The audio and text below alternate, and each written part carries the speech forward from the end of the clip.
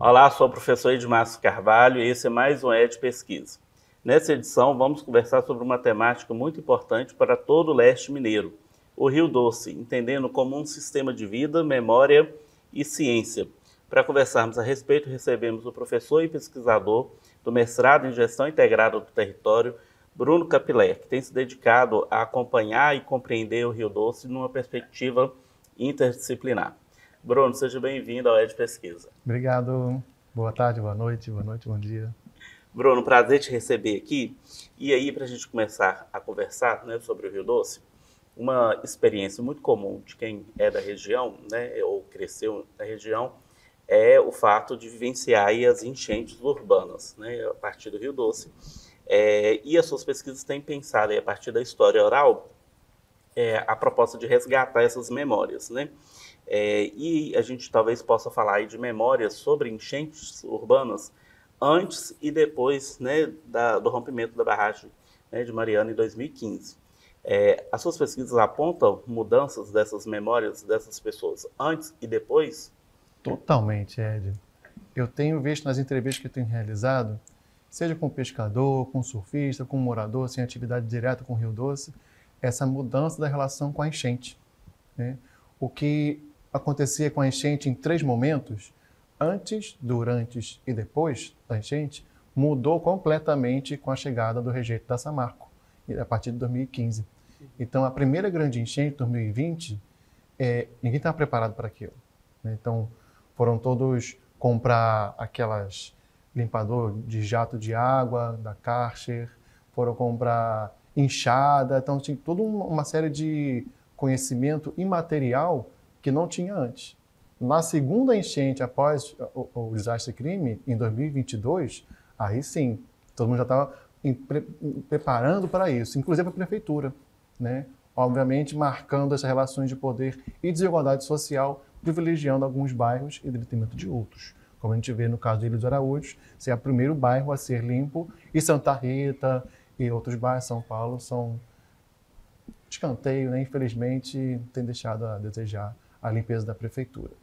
E aí a sua pesquisa vai pensar, então, essas relações né, das pessoas da cidade, da região, né, por onde o Rio Doce passa, com as enchentes, pensando aí também um pouco dessa memória, né? Como que a gente pode pensar a memória coletiva, especificamente nessa relação com o Rio Doce? O que significa falar de memória coletiva de pessoas, né, óbvio, com o Rio Doce? A memória é um termo muito amplo. Diferentes campos das ciências vão se apropriar do termo da memória e vão dar significado para aquilo. A biologia vai trazer um sentido de memória mais cerebral da experiência vivida daquele indivíduo. Uma memória individual.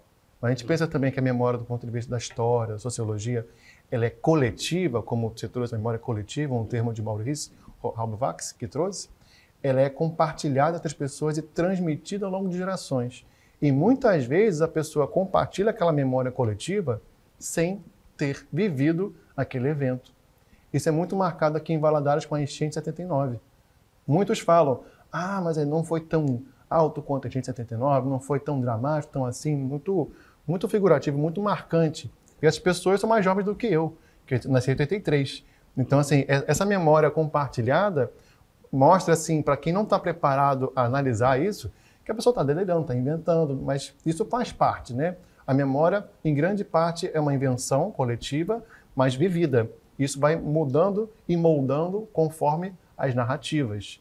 Então, em algum momento, a gente fica muito marcado, a gente não, estou me incluindo aqui, né? Eu sou carioca, estou aqui há 4 anos, mas os moradores ribeirinhos urbanos de Valadares se marcam muito para a enchente de 79 e agora, a partir de 2015. Então, esses eventos vão marcando e daqui a 10 anos vão ter pessoas que não chegaram aqui e vão falar, mas 2015 foi assim, mas 2020 foi assado, e vão trazendo essas memórias que vão marcando. Então, isso é um fenômeno social coletivo de nossa espécie e que permeia diversas relações sociais nesse nosso território.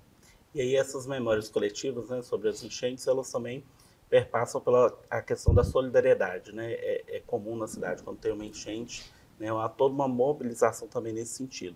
Como que essas memórias, elas podem ser resgatadas aí, né, pela ciência, e como que elas podem colaborar, inclusive, para se pensar em políticas públicas? Olha, primeiro pensando assim na memória da solidariedade, é pensar que ela tem uma espacialidade, né? Em diferentes bairros, as pessoas se ajudam e têm essa memória de como se ajudam de maneira distinta. A gente vê, por exemplo, eu ouvi depoimentos de pessoas na Ilha dos Araújos que o imaginário social de Valadares coloca como um bairro de rico. Mas, na realidade, tem uma diversidade de renda, de classe socioeconômica bem diversa também. Não é uma coisa rico assim. Tem ricos e tem pessoas que não têm poder aquisitivo tão alto assim.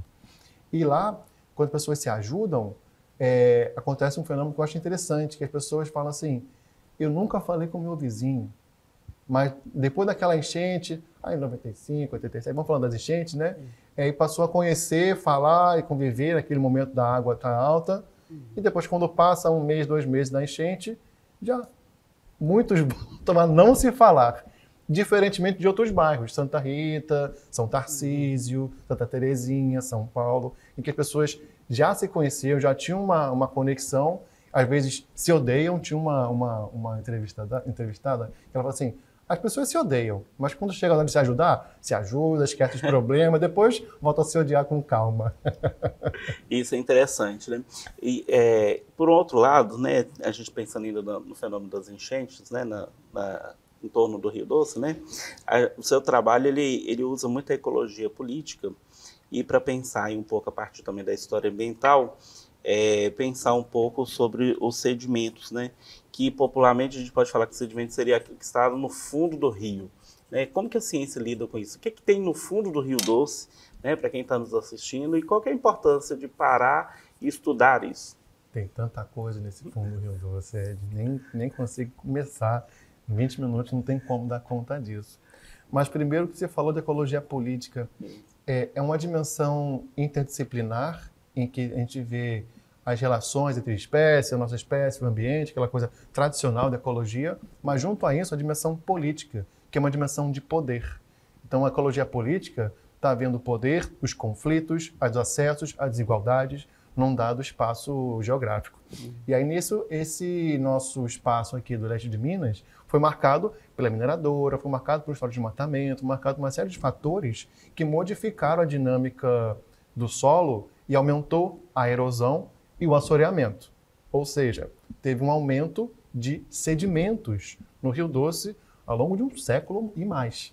Então, a gente vê num histórico desses sedimentos que tem uma memória, que tem uma história, que são camadas colocadas ali de fluxos, e vai mostrando, por exemplo, numa entrevista de um morador do bairro São Paulo, em que ele tem uma memória em que a mãe dele lavava as panelas no Rio Doce e pegava a areia do Rio Doce, que ele falava que era clarinha, clara como açúcar, diz ele, que não é açúcar mascavo, açúcar cristal, né?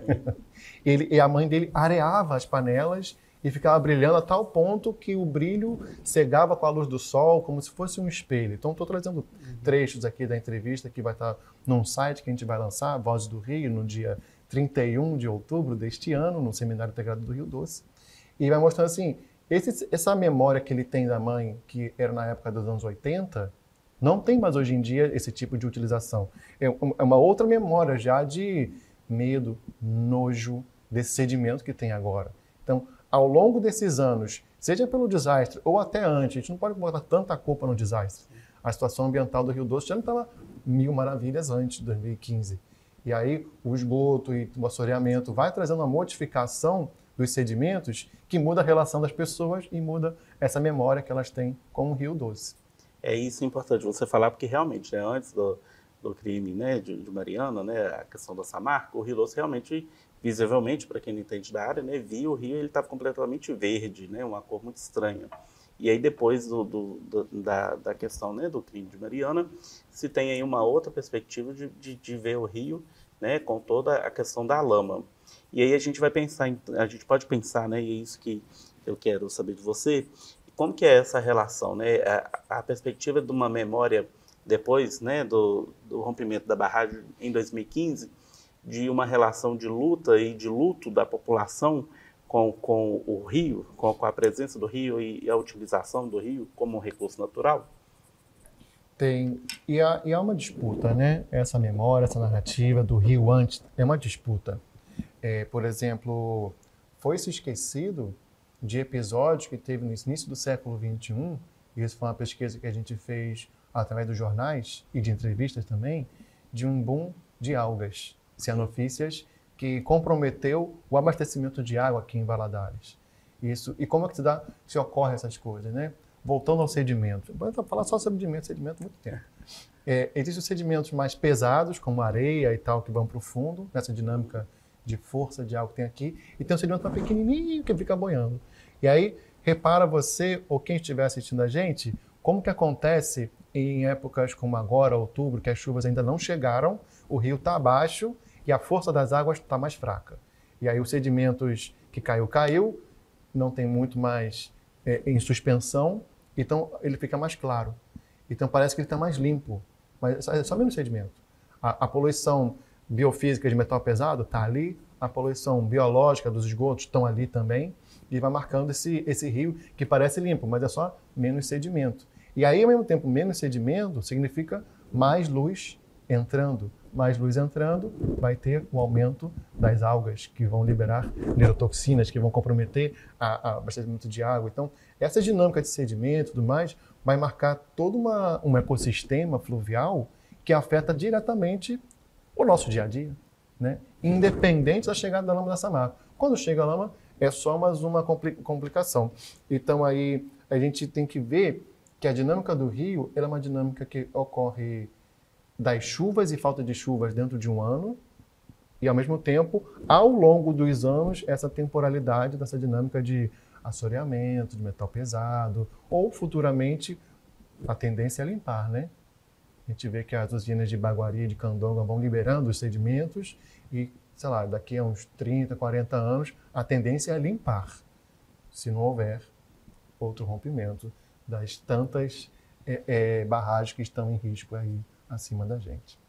Entre as memórias que a população pode ter do Rio Doce, né, a mais recente, que talvez seja mais forte, de fato, é, né, o desastre de Mariana. E aí, nas suas pesquisas, você tem falado um pouco, né, das preocupações com aquilo que é chamado de mineração neoextrativista. Eu queria que você explicasse um pouco para quem está nos assistindo como que isso impacta, né, no primeiro momento, o Rio Doce, mas também toda a população. Por que é importante discutir, né, essa relação do Rio Doce com os processos de mineração, né? Você falou aí que a expectativa é que talvez daqui a 30, 40 anos o rio esteja, entre aspas, limpo, né? Mas há um problema aí com a mineração. Como equilibrar isso? É possível equilibrar? Eu falei melhor, eu não falei limpo. Tem uma diferença. Mas outra coisa também, nas entrevistas que eu faço, eu não trago as temáticas de neoextrativismo, não trago nenhuma temática. O que eu trago é saber como é que é a relação que a pessoa tem com o Rio Doce. Se ela quer falar do desastre, pode falar. Se ela quer falar de mineração, pode falar. E a gente vai numa conversa no sentido mais da subjetividade que a pessoa... É aí que a gente chega na memória. Eu não posso ter perguntas muito fechadas, assim, que eu não chego na memória, eu chego na opinião que a pessoa tem, baseado na minha pergunta, que eu estou contaminando a pessoa. Isso não me interessa, numa pesquisa qualitativa, numa pesquisa subjetiva, isso não me interessa. Mas aí, respondendo à questão do neoextrativismo, é muito importante a gente pensar que esses ciclos de exploração e superexploração, eles estão associados com uma dinâmica global. Ou seja, territórios estão conectados localmente e globalmente. Um termo que ficou na moda, glocal, hoje em dia não se usa mais, associa muito isso.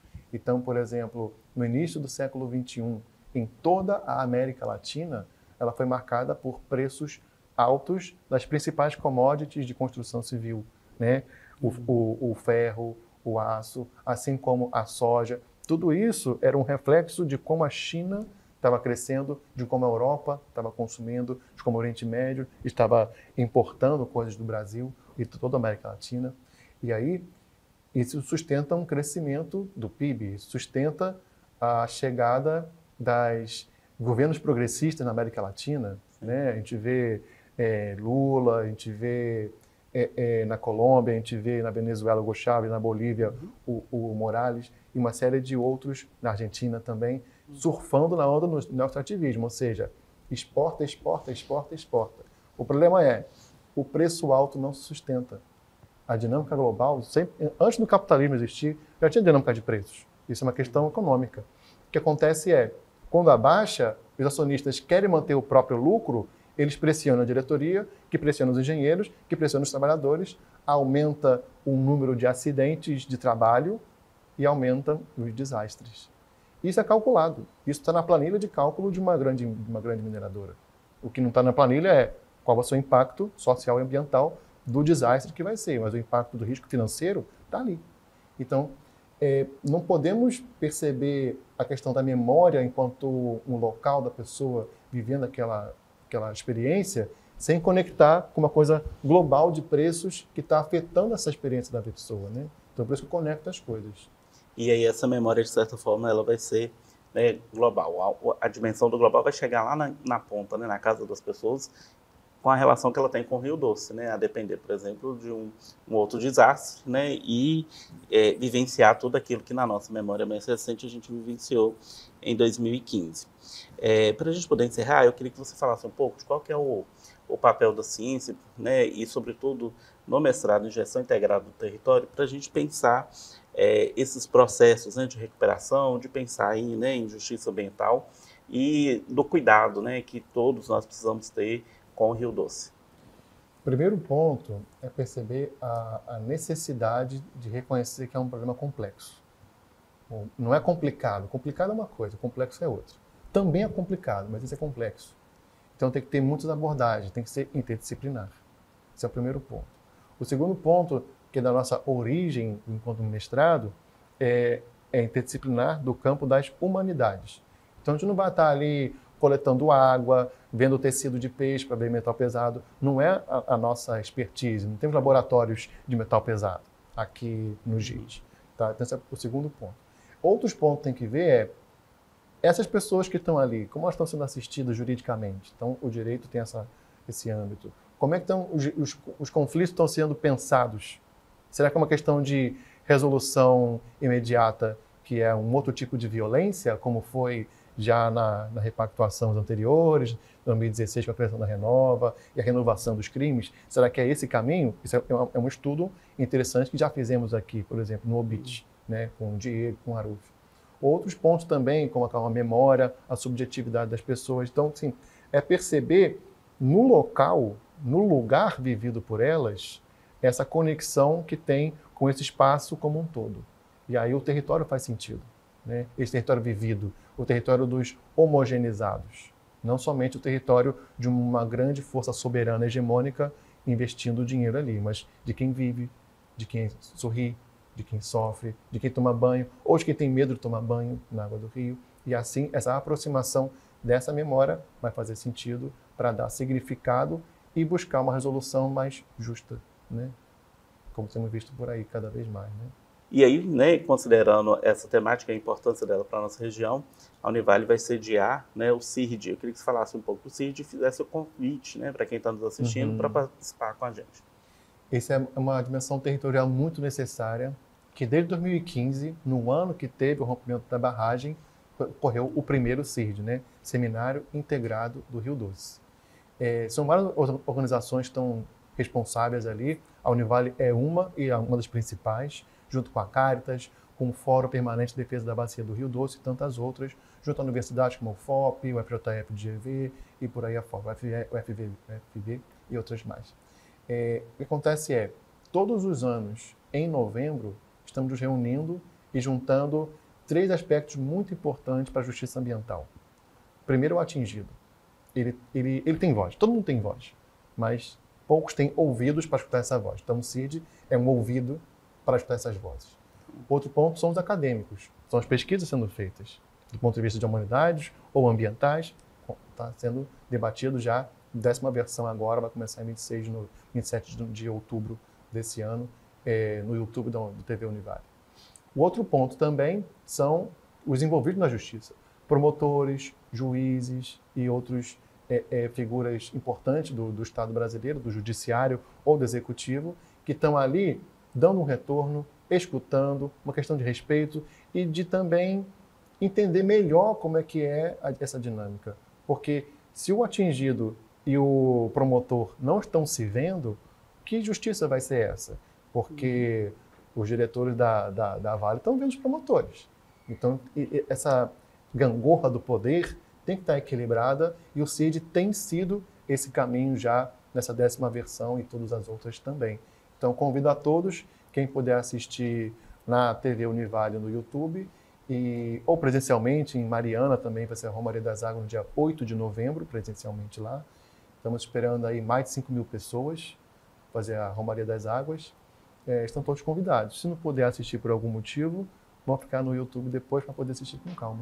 Bruno, agradeço sua presença na área de pesquisa e também agradeço você que nos assistiu e convido a assistir todas as edições da área de pesquisa no YouTube da Univale TV, a TV que te conecta ao conhecimento.